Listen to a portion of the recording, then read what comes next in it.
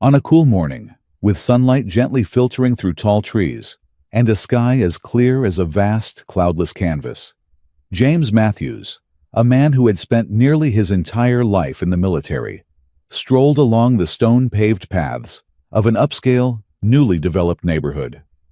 He had once stood before thousands of soldiers, making life and death decisions.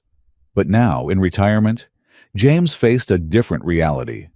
He was no longer the renowned general who once commanded the U.S. Army. To the residents of this neighborhood, he was simply a black man. This was the harsh reality that James had gradually come to accept since he and his wife moved here, to a neighborhood where most of the residents were white, a place where his past achievements seemed to hold little weight. This neighborhood, with its peaceful and orderly appearance, surrounded by picturesque, classic-style homes, looked like the ideal place to spend his twilight years. James had once dreamed of a serene life, free from the pressures of war, but what he encountered was a different battle. A battle against the prejudice and discrimination he never thought he would face after all he had given. His sharp eyes, once focused on the harsh challenges of the battlefield, now watched everything around him with a calm that was hard to read.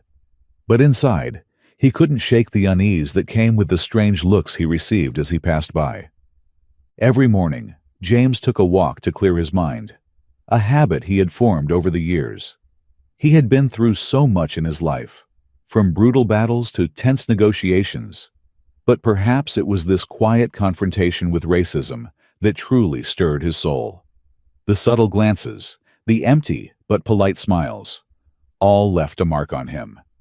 He couldn't recall the last time someone truly looked him in the eye and gave him the respect he deserved. Each time he walked past the large houses, James couldn't help but wonder if the people inside knew who he was. Not just a black man, but a general who had dedicated his life to ensuring the safety and freedom of the very people who lived here. Did they understand that, thanks to men like him, they could enjoy the peaceful lives they had today? But the answer seemed clear in their eyes. They didn't care. The accomplishments he had achieved in the military meant nothing here. The medals he had once worn on his chest weren't what they saw. They only saw his skin color. However, James didn't let that bring him down. He had been through too much to allow himself to be overwhelmed by indifference and silent discrimination. His slow but steady steps were like a declaration that, no matter how many looks of disregard he encountered, he would keep walking, living with his dignity and pride. He had fought on the most brutal fronts, and now he knew he was fighting an invisible enemy: prejudice, discrimination, and the fear people held of what they didn't understand. James didn't need recognition, but he longed for fairness. He knew that, to many, this might seem like a far-fetched dream, but for him, it was something he had fought his entire life to achieve. He had fought not just for himself, but for the values he believed in: freedom, equality, and compassion. And now, standing in a neighborhood he had hoped would bring him peace, James realized that the fight for fairness was far from over. But James didn't let it disturb his composure. He kept walking, head held high, eyes fixed straight ahead.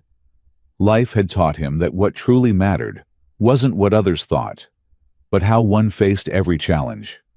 And for James, this current challenge was simply a new chapter in his long, tumultuous life.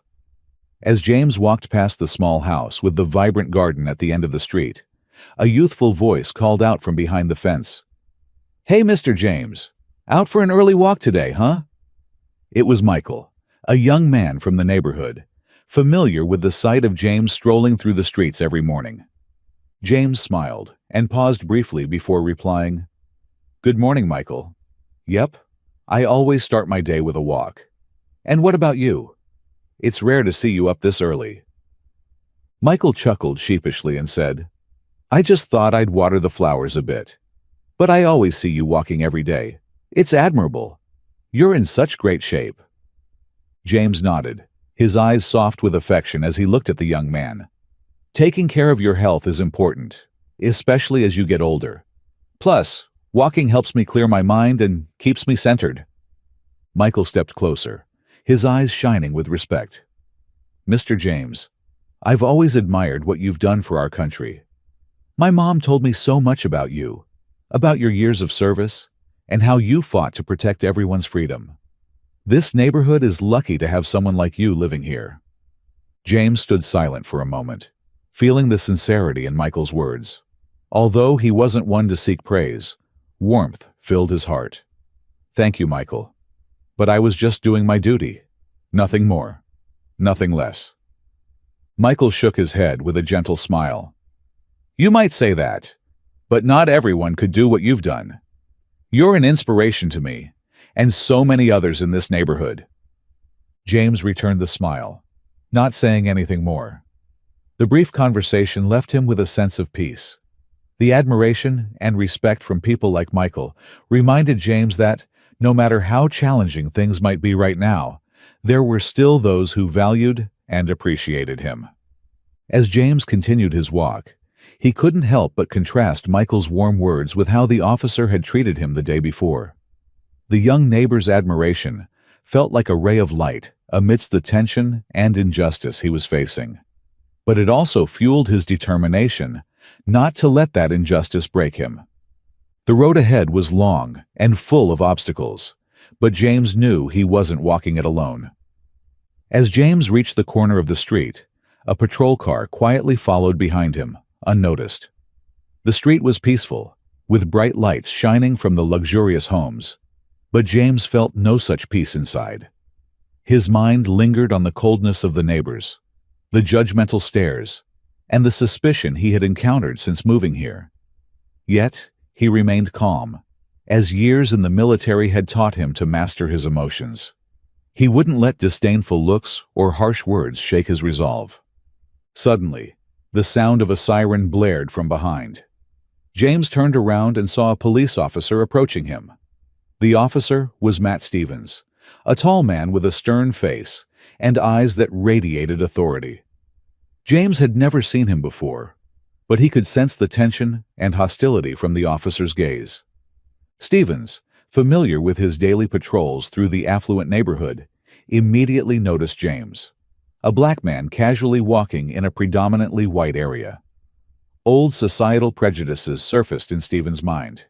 To him, the presence of someone like James here was unusual, something that needed to be checked.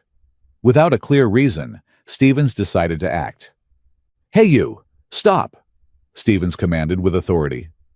James halted and turned, his expression calm but firm, showing neither fear nor confusion. He had been through much in life, and this confrontation was nothing new to him. "What are you doing here?" Stevens asked, his tone full of suspicion and condescension.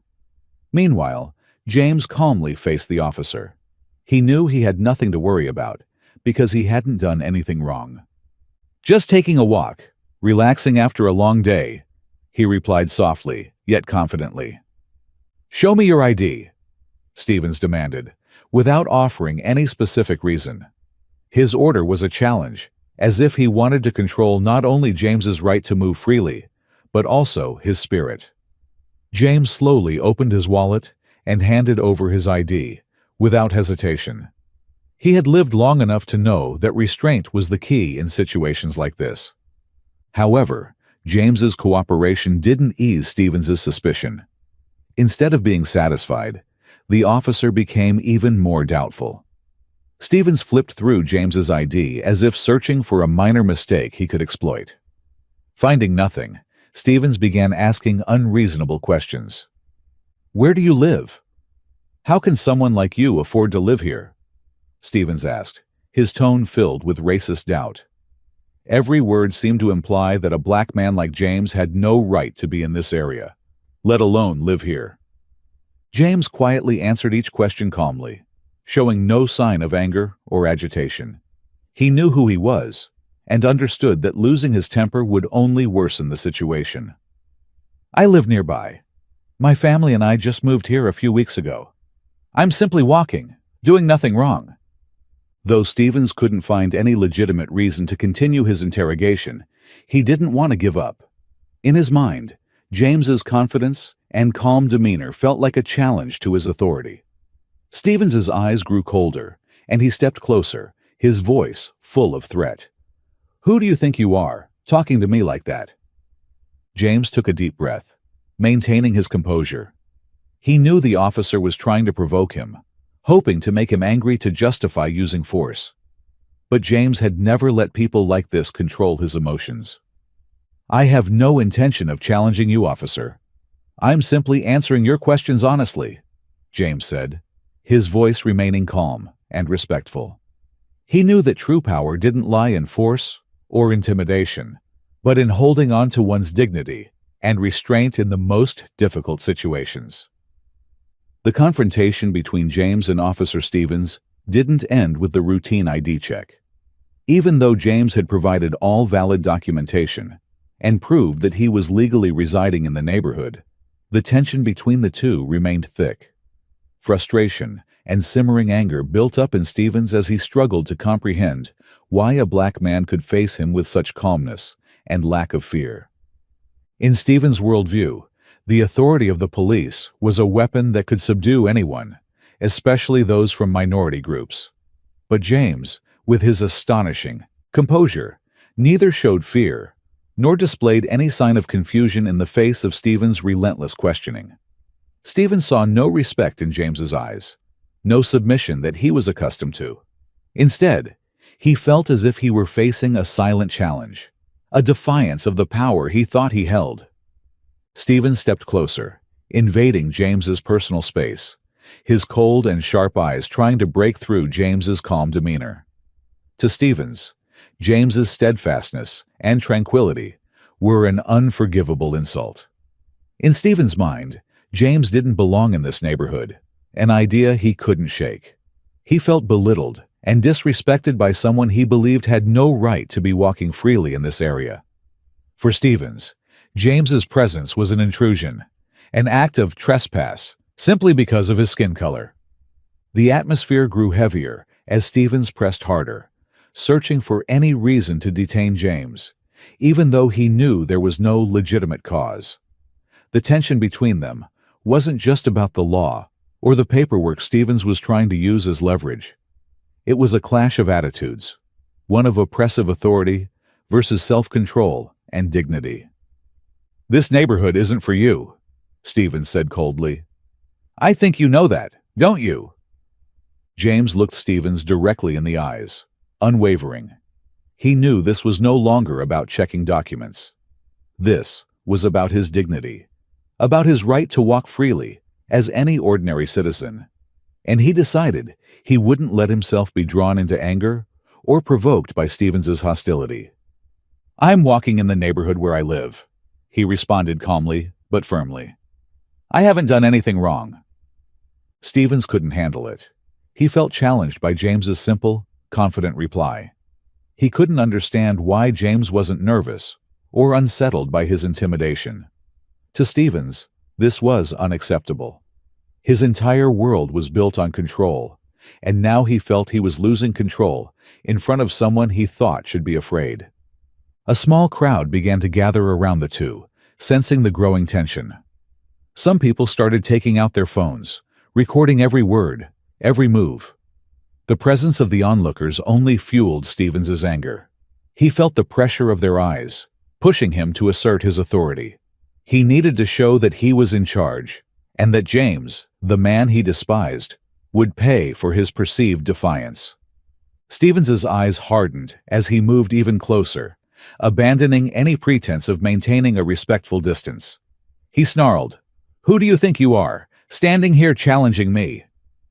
James remained silent, his calm gaze fixed on Stevens as if the officer's threats meant nothing to him. This only enraged Stevens further. He couldn't accept that he, a representative of law and power, was being disregarded by a black man in front of everyone. Stevens's anger finally boiled over. Unable to control himself, he suddenly threw a punch directly at James's face. The punch wasn't just an outlet for Stevens's anger.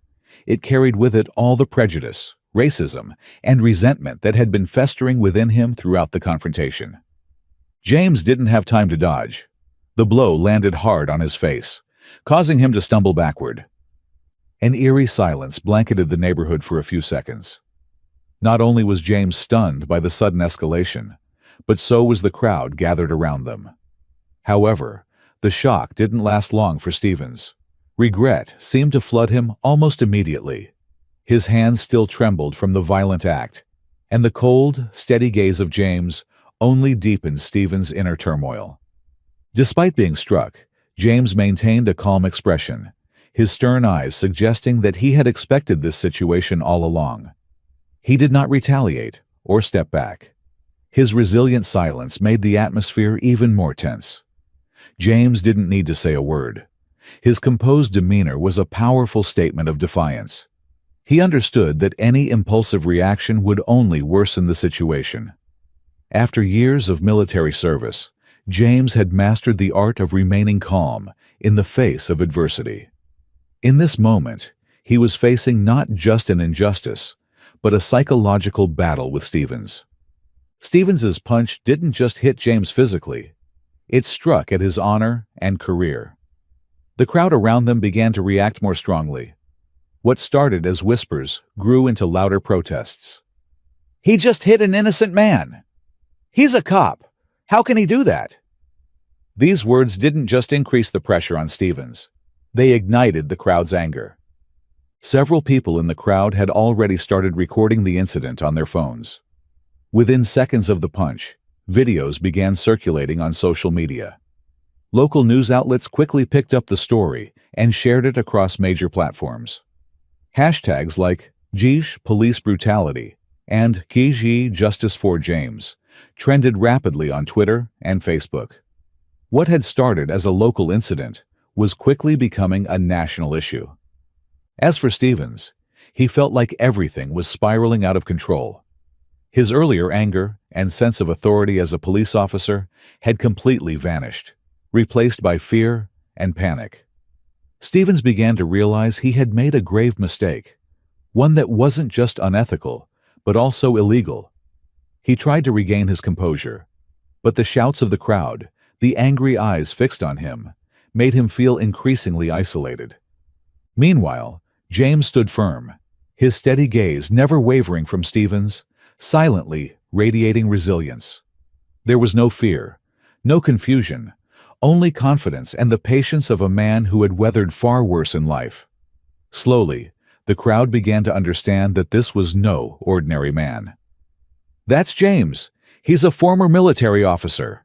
someone shouted, and soon, word of James's distinguished past began to spread. The fact that Stevens had attacked a former military officer made the situation even more severe. To those present, this was no longer just about police violence against a black citizen.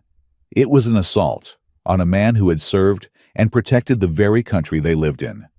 James's years of dedicated service now became his shield against injustice, and a weapon that would strike a fatal blow to Stevens' career.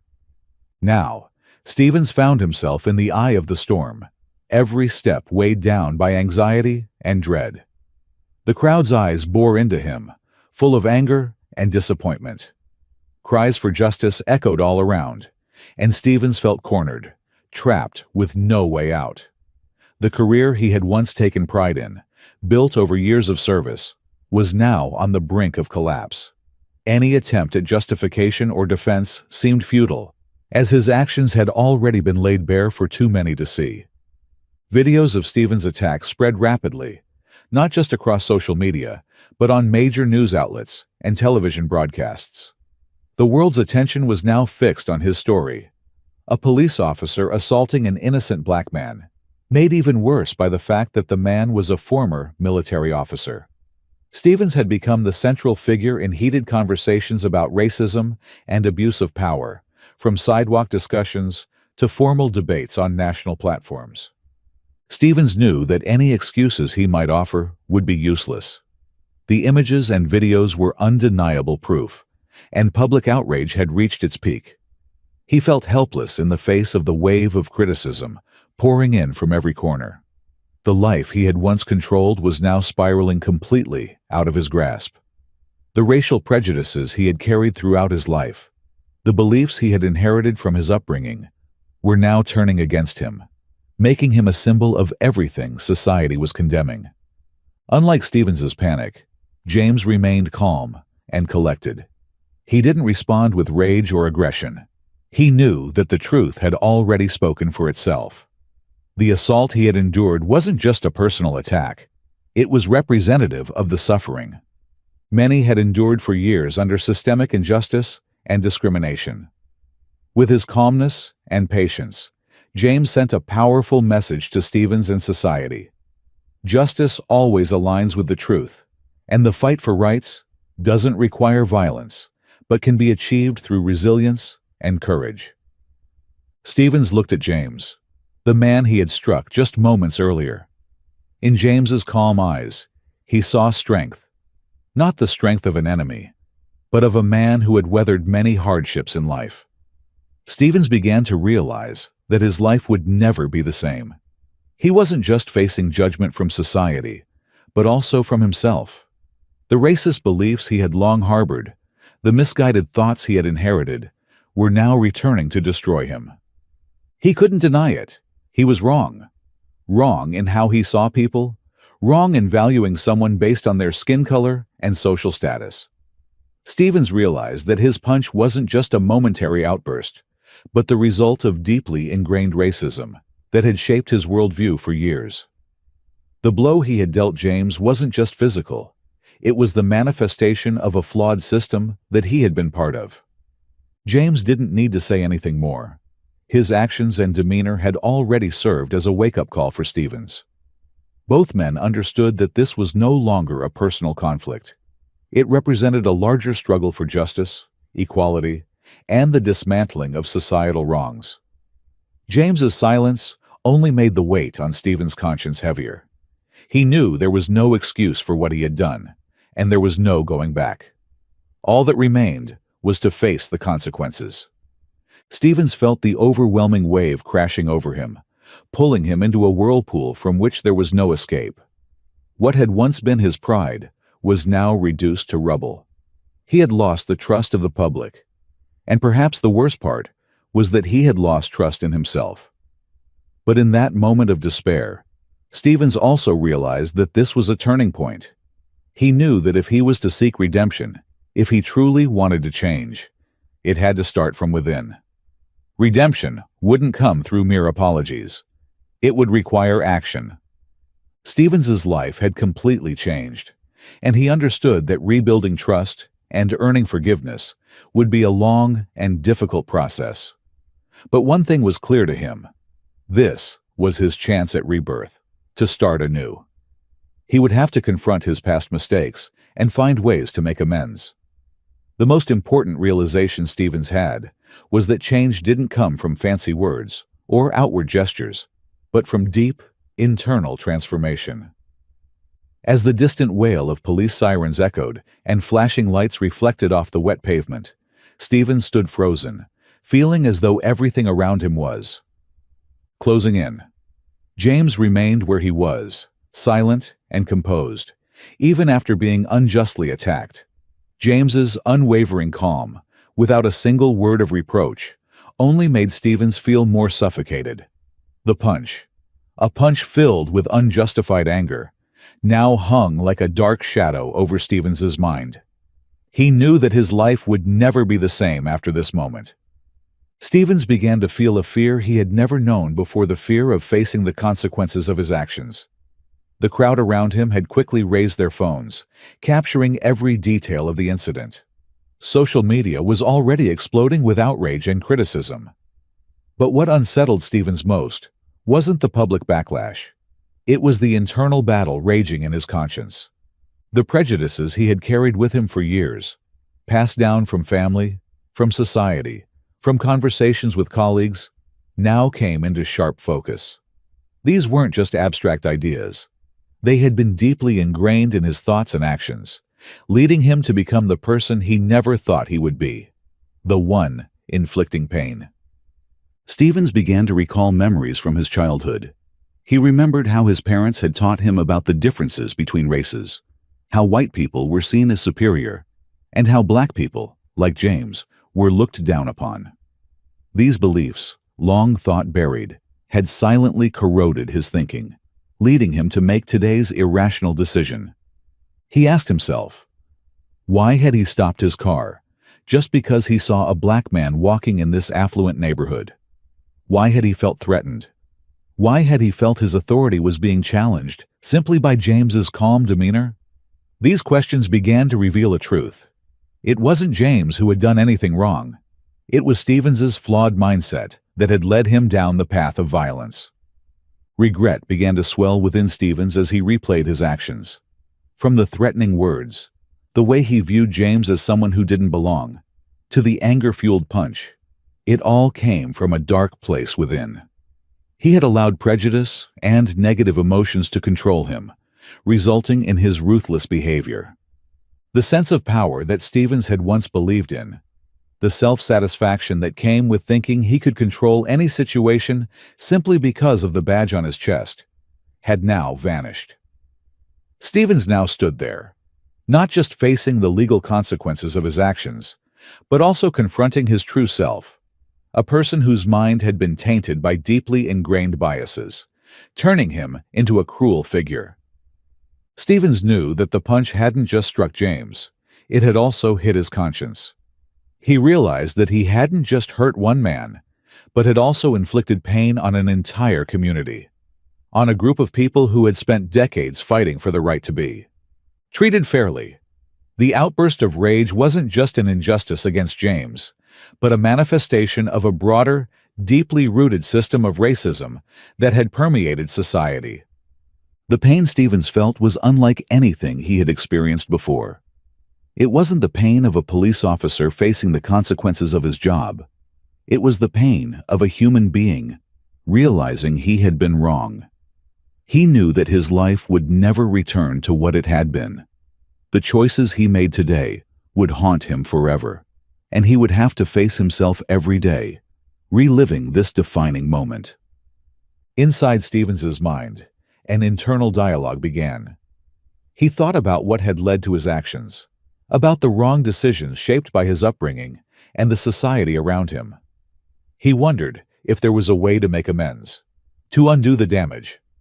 But he also knew that some consequences were irreversible, and that the hurt he had caused wouldn't easily fade. Stevens' life had changed forever, but more importantly, he had begun to understand a bitter truth. He was part of the problem, a contributor to the very injustices he had once vowed to fight against. In those brief moments, Stevens realized that he was no longer a protector of justice, but had instead betrayed the ideals he had sworn to uphold. Could Stevens change? Could he confront the prejudices that had guided him throughout his life and find a path to redemption? Or was it too late to undo the damage already done? These questions would haunt Stevens as he faced the difficult road ahead. As time passed, Stevens felt the profound changes in his life since that dreadful incident. The pressure from the public, the media, and the relentless judgment had trapped him in a spiral of guilt and regret. One day, he received a notice from his superiors that James, the man he had attacked, had requested a private meeting. Stevens's heart sank as he read the letter. The tension from their last encounter had now turned into an inescapable nightmare. He wondered how he would face James, and whether this was an opportunity for revenge. Stevens sat quietly on the couch, his eyes fixed on the window where the bright sunlight glistened on the road outside. Yet, the warmth of the sun could not dispel the turmoil within him. Every second felt like an eternity, as thoughts swirled and collided in his mind. As a police officer with many years of service, Stevens had always put his ideals and trust in the job. But now, as he faced the consequences of his violent actions against Colonel James, guilt weighed heavily on his heart. Every moment became more unbearable. The image of Colonel James, a man Stevens had always admired, flooded his mind, intensifying his inner turmoil. How could I hurt someone like that? He sacrificed so much for this country, Stevens thought, overwhelmed with guilt. Suddenly, a soft knock on the door brought him back to reality. It was Clara, his wife. She stepped into the room, her eyes filled with worry, but still radiating warmth. "I know you're anxious," she said, sitting down next to him. "But remember, there's still a chance to make things right." "But you don't understand," Stevens sighed, his voice heavy with sorrow. "You don't know what I did to him. My anger took control, and now I'm afraid to face the consequences." Clara gripped his hand tightly, her gaze unwavering. "Everyone makes mistakes, Jacob. The important thing is how you face them. If you don't stand up and apologize, you'll spend the rest of your life regretting it." Stevens looked deeply into her eyes, searching for a glimmer of hope. What if he doesn't want to hear me out? What if all he wants is revenge? "That's something you can't control," Clara said gently. "But what you can do is show your sincerity. Face what you've done and be ready to accept the consequences." A sense of warmth filled Stevens's heart as he realized that Clara wasn't just his wife. She was his source of strength. "You're right," he admitted, though his heart still felt heavy with worry. "I have to show him I was wrong. This isn't just about me. It's about him too." When the phone rang, signaling that the time had come, Stevens's heart skipped a beat. He stood up, took a deep breath, and reminded himself, this is the moment to do the right thing. Everything seemed to converge in that instant. Not just the upcoming meeting, but the chance for Stevens to find himself again, to become the man he had always wanted to be. A police officer with integrity, a person of courage. With a heart weighed down, but filled with determination, Stevens walked out the door, heading toward a meeting that could change his life forever. His life might never be the same, but at least he was ready to face the consequences and take the first step toward redemption. On the day of the meeting, Stevens put on his uniform, but his steps felt heavy as he walked into the meeting room. His heart pounded when the door opened, and he saw James sitting there, calm, but radiating an unmistakable presence. There was no hostility or resentment in James's demeanor, which made Stevens feel even more uneasy. His mind echoed with self-blame, knowing he had not only acted wrongly, but also harmed an innocent man. The conversation began in silence. James invited Stevens to sit down and gently initiated the dialogue. There were no accusations, no harsh words, no threats. Instead, James approached the situation with understanding and calmness. He spoke about his life, about what he had gone through, and how he had faced injustices during his years of military service. He shared that life is full of challenges, and sometimes the hardest ones come from the people we meet every day. Stevens sat quietly, with each of James's words awakening him from the dark fog he had created for himself. He started to understand that his actions weren't just a single punch. It was a manifestation of the complexities of society, of the prejudices he had unconsciously absorbed since childhood.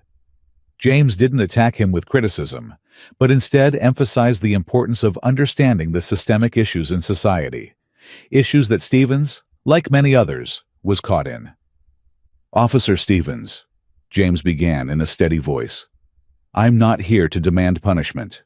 What I want is for you to understand that we can't change the past, but we can learn from it. I don't want you to feel hated.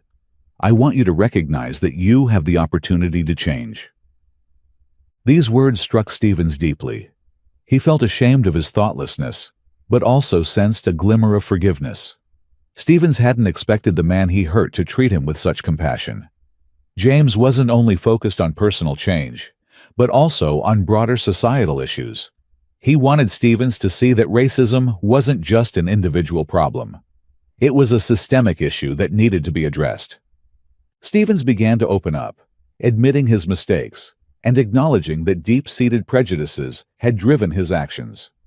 He spoke about his upbringing and how his family and society had instilled in him misconceptions about people of color. As he spoke, Stevens felt like he was shedding the heavy burden he had carried for so long. He felt a sense of relief, not just from being heard, but from being forgiven and encouraged to change. The meeting lasted longer than expected, but no one noticed the time passing. James continued to speak about the importance of understanding and dialogue to break down cultural and racial barriers. He shared stories from his own life about the times he had faced racism, not only at home, but also in the military. But rather than letting hatred consume him, he chose forgiveness and sought opportunities for change. Stephen sat there, feeling James's words like a refreshing stream cleansing his soul. James wasn't just a victim. He was a representative of a generation that had fought against injustice. He listened to Stephen not just as an injured party, but as a guide. As Stephen spoke, James sensed the sincerity within him. James knew that life wasn't just about surviving, but about building a community and finding harmony. James, Stephen began, his voice slightly trembling. I truly didn't realize how wrong I was. I let my prejudice guide my actions. What I did didn't just hurt you. It hurt the very community I thought I was protecting. It's hard to face the fact that my actions have caused such serious consequences. We are all products of the environment we grow up in, James replied, his eyes full of understanding. But the important question we must ask ourselves is, who will we become in the future? I'm not here to judge you. I want you to understand that it's the lessons we learn from our mistakes that shape who we are. Stephen felt like he was standing at a critical crossroads. James wasn't just offering forgiveness. He was opening a door to transformation, not just for Stephen, but for those around him. Stephen realized the pain James had endured, but also understood that this pain couldn't become a reason for hatred. Instead, it should serve as a motivation for them to seek harmony together. As the conversation continued, the two men gradually formed a connection. They shared stories, memories, and dreams. Each story was a piece of the larger puzzle of society, and Stephen no longer felt alone. James wasn't just a man who had been wronged. He was a symbol of strength and resilience. This meeting wasn't just a lesson for Stephen. It was a lesson for James, too. He realized that even in the worst situations, there was always a chance to foster compassion and understanding. Despite the suffering he had endured, he had chosen forgiveness and hope, a spirit he wanted to pass on to Stephen. When the meeting ended, Stephen felt a new sense of hope kindling within him. James hadn't just given him a chance for redemption. He had opened a path toward understanding and friendship. This meeting wasn't just a conversation. It was a step toward a better future for both men. Stephen knew that change didn't start with words alone, but with action. And he was ready for his new journey, one toward truth and justice. Stephen stood at the door, his eyes following James's figure as he disappeared behind the dark wooden frame. He couldn't leave right away, feeling a strange, quiet chord resonating in his life. He knew he needed a moment to process the emotions surging within him. In that brief pause, Stephen felt swept into a whirlpool of memories and thoughts, where he faced not just the present, but his past. As he looked toward James, Stephen's eyes were filled with respect and admiration. The calm and resolute demeanor of that man wasn't just a model he had once admired. It had become a symbol of forgiveness and the ability to see the truth without judgment. Stephen suddenly realized that, for years, he had lived in a glass cage of his own making, where everything was filtered through the lens of duty and responsibility. His mistakes and his prejudices had imprisoned him, preventing him from seeing the true nature of those around him and even of himself. Stephen's heart grew heavy as he thought about the past. He recalled the times he had chosen to remain silent, when he had refused to understand others, because he thought it was in line with his role as the perfect officer. But now, he realized that it was that very silence that had caused him to miss many opportunities to connect, to care, and to live a fuller life. He had once believed that emotions were unnecessary in his job, but now, illuminated by the light from his encounter with James, he understood that emotions were an essential part of being human. When James gave Stephen that look of compassion and spoke those meaningful words, Stevens felt a weight lifted from his heart. There was no longer judgment, no longer fear of having failed in his duty as an officer. Instead, Stevens felt more clearly than ever that James had seen through him, a man with mistakes and regrets, but also with a deep desire for redemption and change. That look had awakened in Stevens a powerful emotion, a drive to act, to live for the present and the future, instead of remaining trapped in the past. At that moment, Stevens realized that he was no longer the man he used to be. His encounter with James was not just a minor event in his life. It was a transformative one. He felt as though he had crossed an invisible threshold, where the values he once held as absolute truths had now faded.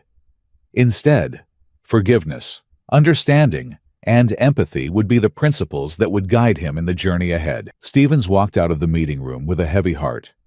James's words had not only struck his mind, but had also deeply embedded themselves in his soul. Those words weren't harsh criticisms. They were sincere and measured, yet incredibly powerful. James hadn't tried to belittle or hurt him. He had simply expressed his feelings. It was this calmness that forced Stevens to reflect deeply. He was no longer the self-satisfied police officer, harboring hidden prejudices. He realized that his life would never be the same, and James's composed and forgiving words had opened up a completely new perspective for him. From that moment, Stevens knew he had to face not only the mistake he had made, but also the person he had become inside. The prejudices and anger he had once thought were justified now felt empty and irrational. Stevens understood that his thoughts weren't just his own. They had been shaped by the environment and society he had grown up in. His family, friends, and even his colleagues had instilled values in him that he once took for granted. But now he realized those values needed to be reevaluated. However, change isn't just a simple decision. Stevens had to confront himself with questions he had never considered. Why had he acted the way he did? Why had he, someone meant to represent law and justice, been so easily swayed by prejudice and negative emotions? These questions sent him into a storm of emotions, leaving him unable to find easy answers.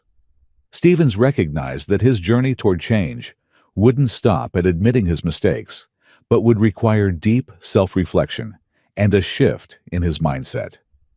In the days that followed, Stevens sought opportunities to learn and gain a deeper understanding of what he had overlooked. He decided to attend racial sensitivity and equality training programs. Initially, he approached these sessions cautiously, worried about being judged.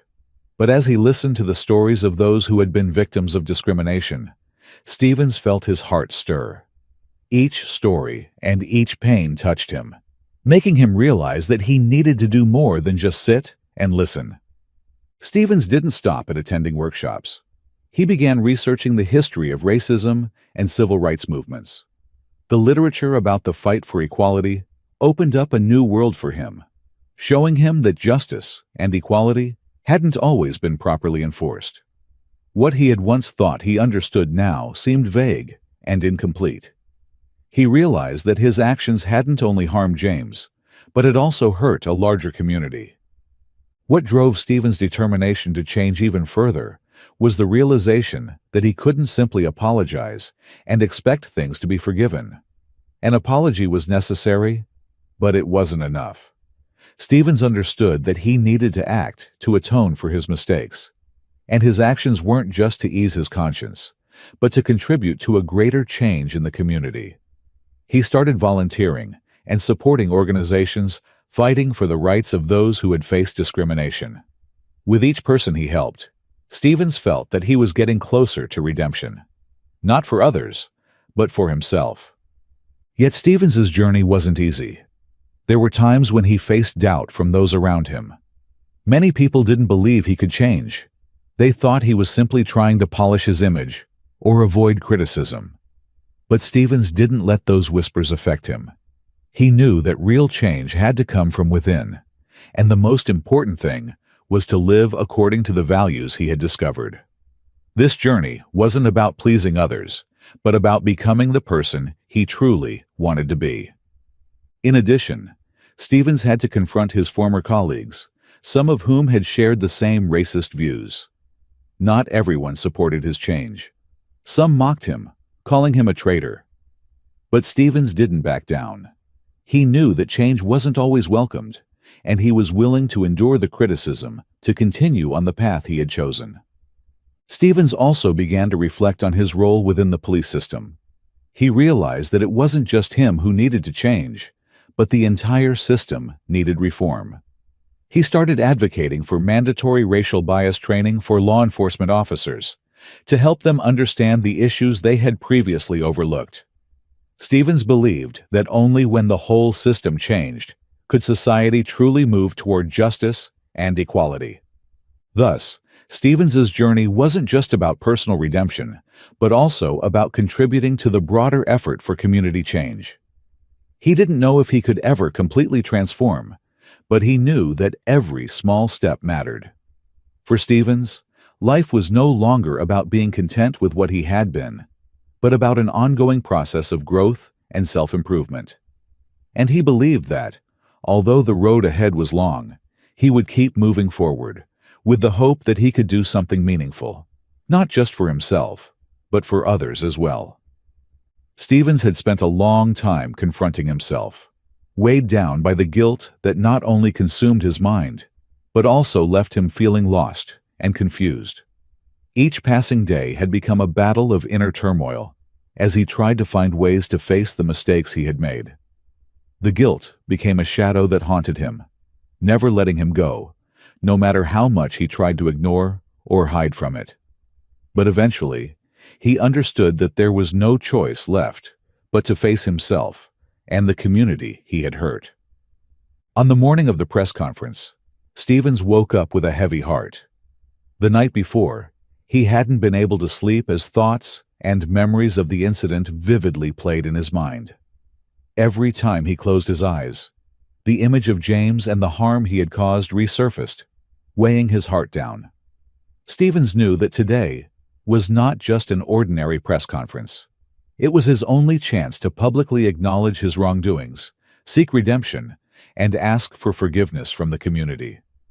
As he entered the city building where the press conference would take place, Stevens felt the tension in the air. Reporters, journalists, and community members were already present, their eyes following his every move. The flashing lights of the cameras created a bright, oppressive atmosphere.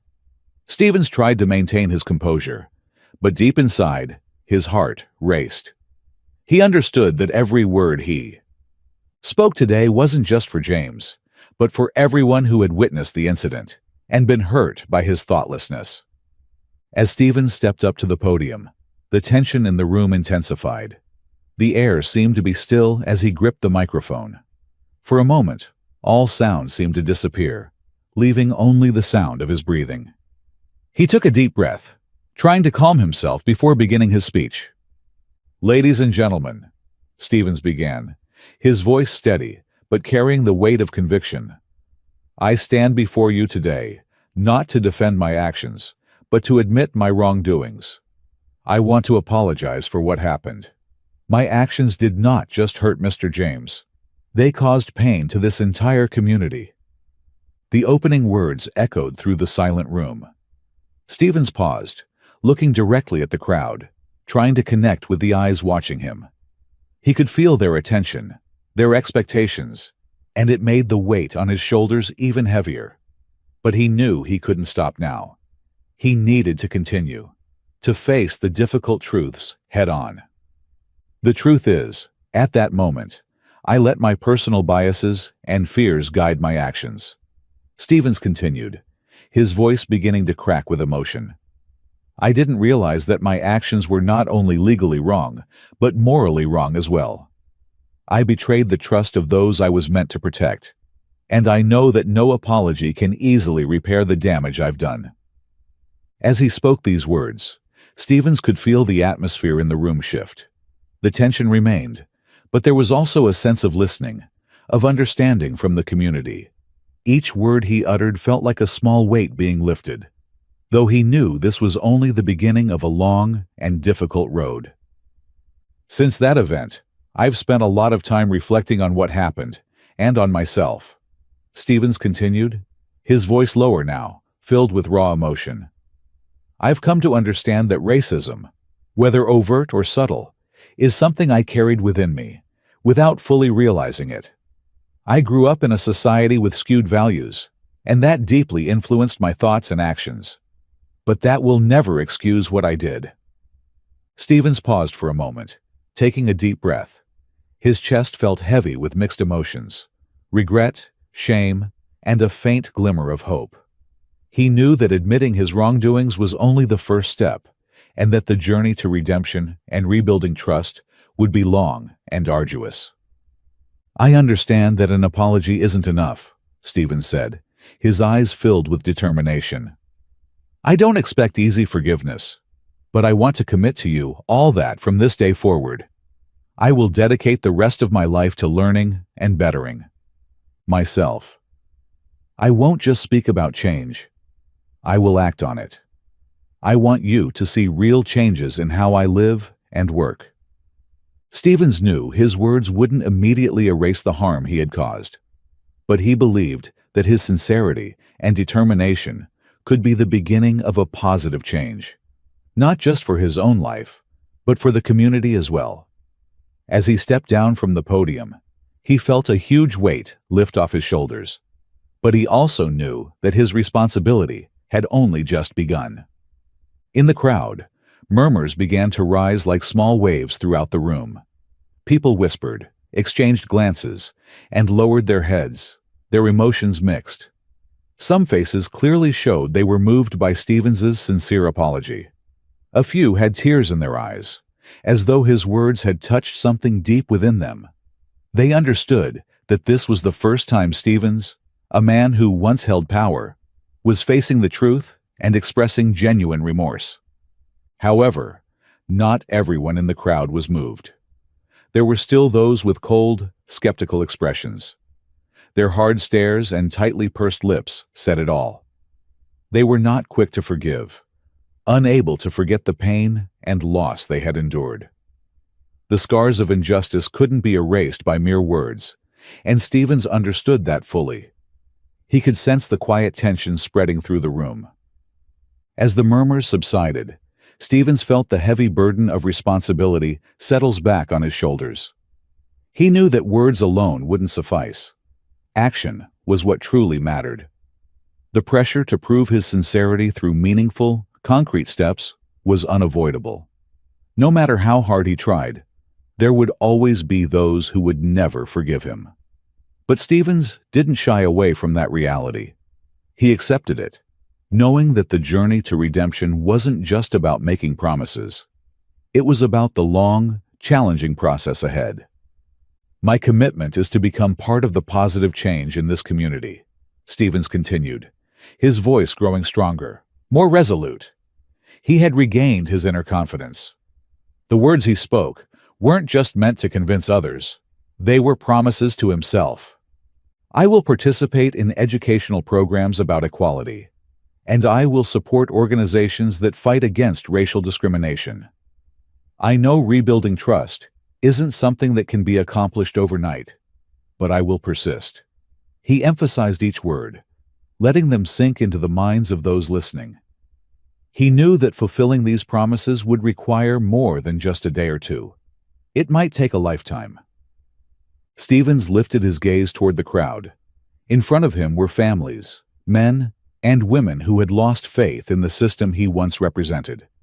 There were eyes filled with anger, others filled with sorrow, but also a few with a glimmer of hope. Hope that maybe, just maybe, Stevens was truly ready to change. He understood deeply that he wasn't just apologizing to James.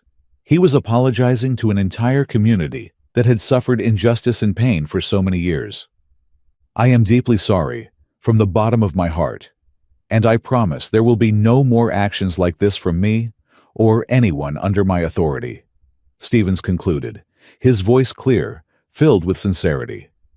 Each word he spoke carried the weight of determination, as though he was making a solemn vow to himself, never to allow such darkness to take over his life again. As his words came to a close, the press conference fell into silence. There was no applause. No one expressed approval or encouragement. It was a heavy silence, not necessarily from anger, but perhaps from waiting. Waiting to see if these promises would become real actions or just empty words. At that moment, Stevens felt his heart tighten. But he wasn't discouraged. He understood that his path to redemption had only just begun, and the road ahead would be anything but easy. Real action would be the only measure of his sincerity, and the wounds he had caused couldn't be healed by words alone. As Stevens walked away from the podium, he could hear the murmurs starting to rise again from the crowd. Small remarks and skeptical questions echoed, but he didn't stop to respond. In his mind, he reminded himself that time would reveal the truth. It would be the education programs he participated in, the hours he spent working for the community, and the genuine efforts he put into making amends. He wasn't expecting instant forgiveness, but he would remain patient and persistent. Only sincerity and consistency in his actions would help him redeem the mistakes he had made, and only through that could he hope for true forgiveness from the people standing before him today. Stevens didn't need applause or praise right now. He needed his own patience and his determination to see his actions through. The path to redemption was long and rough, but he was ready to face it. Because he understood that to truly change, he needed to start with the smallest of actions and hold on to the belief in justice and peace that he was now striving to rebuild. Stevens stepped out of the press conference, each step feeling heavier under the harsh midday sun. His face was stoic, trying to maintain a calm exterior, but inside, he was in turmoil. The gazes from the reporters, the attendees, and even the passers-by all seemed filled with judgment. The weight of guilt and responsibility pressed down on his shoulders, not just because of the apology he had just given, but because of everything that had led up to this moment. Stevens knew that a single, sincere apology could never undo the harm he had caused. The blinding daylight hit his eyes, but his heart remained shrouded in darkness. In contrast to the brightness and hustle outside, his soul felt like a vast, empty void. He could feel the loneliness surrounding him, the sense of being isolated from the world, with no one truly understanding or able to help him. Yet, this no longer frightened him. Over the past months, Stevens had learned to confront himself, to face the mistakes of his past. He knew this was a long process, a journey he would have to travel alone, not just to seek redemption from the community, but to reconcile with himself. The public apology marked the first milestone in Stevens' transformation. In the past, he had tried to justify, to evade responsibility, thinking that time would naturally heal the wounds. But now, Stevens understood that this was meaningless. Nothing could excuse his wrongdoings, and there was no way to avoid the consequences. He knew that from that moment on, his life would never be the same. Trust had been shattered, faith had been broken, and all that was left for Stevens were the fragments of a man once respected by society. However, it was those very fragments that pushed him to start over, to rebuild trust and reclaim what he had lost. Stevens' steps led him back to his familiar home. Closing the door behind him, he sat down on the living room sofa, gazing out the window, deep in thought. The sunlight was fading as the evening set in, but his mind was replaying James's words. The meeting with James before the press conference had been a crucial moment for Stevens. James, his longtime companion, and one of the people most affected by Stevens' actions, had not shown anger or resentment. Instead, James treated Stevens with remarkable calm and grace. He didn't demand punishment or compensation, but simply advised Stevens to reflect on himself. "Forgiveness doesn't come from others. It starts with you," James had said, and those words were etched into Stevens' mind. He understood that the forgiveness of the community was important, but first, he had to forgive himself. That was the hardest part. facing his own mistakes and the decisions that had led to this moment. Stevens knew that he couldn't expect others to forgive him if he didn't first commit to changing and becoming a better person. That's why, from now on, every step he took would have to be carefully considered, and every decision made with sincerity and respect for those around him. Today was just the beginning of a long and difficult journey.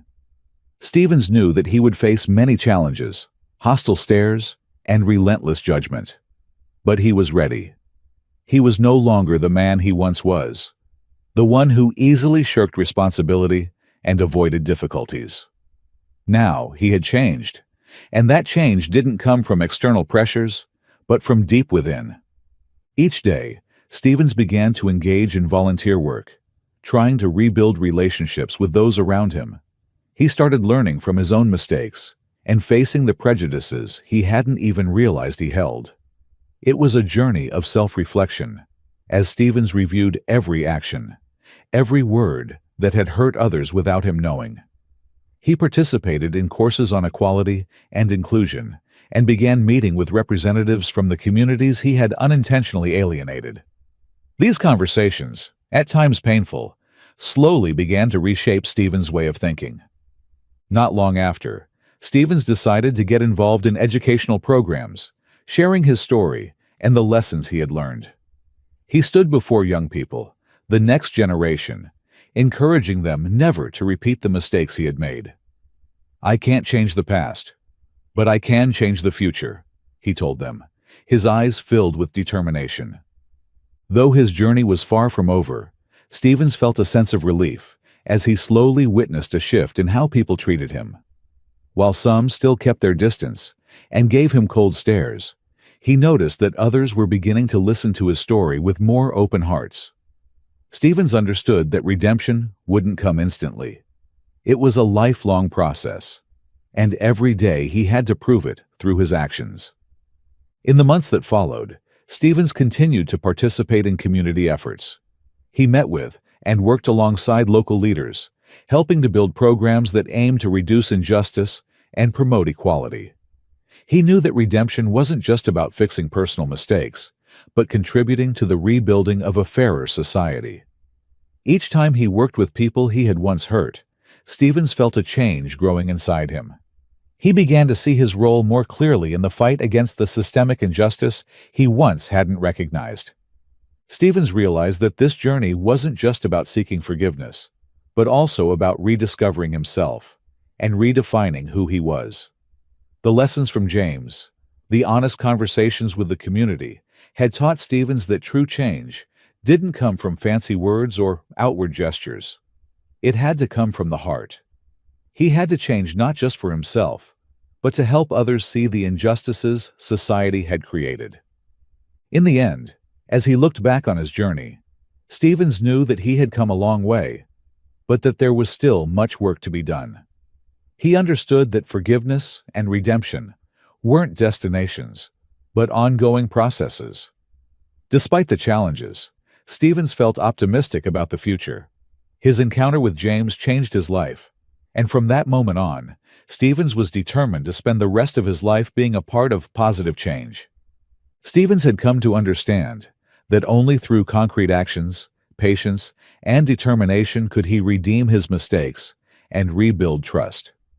His journey, though filled with obstacles, had given him a new sense of purpose, a life that no longer existed just for himself, but for the community he had once hurt. And with that hope, Stevens embarked on a new chapter, one of redemption and the pursuit of justice for all. Finally, justice was served, but this incident is a clear reminder of the deeper issues we continue to face. What do you think can be done to prevent incidents like this in the future?